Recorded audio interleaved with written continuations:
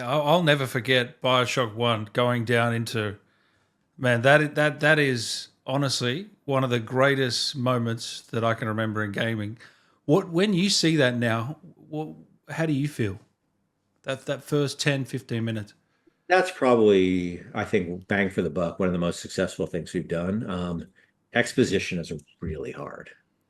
Like we spent so because the exposition in Judas is way more complicated because you actually have to introduce these three, not only introduce the world, but three major characters, these characters you're interacting with that you actually have to start making choices about. We have to introduce so much more than any of our previous games. So we worked on the opening of the game, we called Act One for such a long time, and we wrote it and rewrote it, and it is always too long or too boring or too confusing. Oh wow. And that Bioshock One came a little easier. One of the reasons is like, you're just setting up the city. You weren't setting up any characters. I'm Andrew Ryan in the city. Yeah. And I also had the tonality of like Ayn Rand's writing, to lean on when I wrote Andrew Ryan. So I sort of had a tone for the character already. It's not, for those who don't know the game, you go down the city and it's sort of this underwater utopia slash dystopia. But the main character is sort of loosely based on this philosopher, writer, novelist, Ayn Rand, who had a very, particular political view of the world.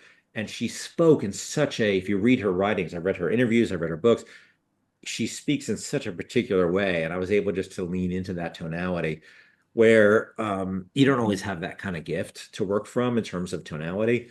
So that was a combination of like listening to her, reading her speeches, listening to her talk, and then how do I crystallize that philosophy down to like a minute and a half?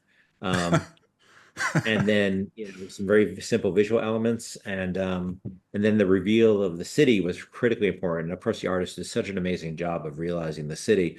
We like, how do we reveal it? Because we don't, we have this moment where you're going along, Ryan's talking, and he's about to say the word rapture. And we tie that into the moment you crest a hill of at the bottom of the ocean. You crest well, and that's like almost like like in a film, that would be like, a reveal, Yep. like, a scene change or something, but we couldn't do that. So we really thought it through. And then Gary's score, Gary Scheinman wrote this incredible Oh, speech, unbelievable. incredible piece of music. And actually, that was the piece of music that I wasn't really that into music and games before. Emily Ridgway, the sound designer on that, said, I found this guy.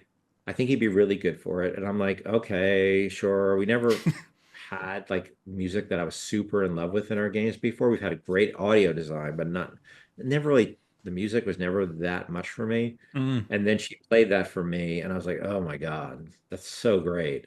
And then that really taught me the power of music, that moment in games. And I Mm. really, since then, I've just been leaning into it.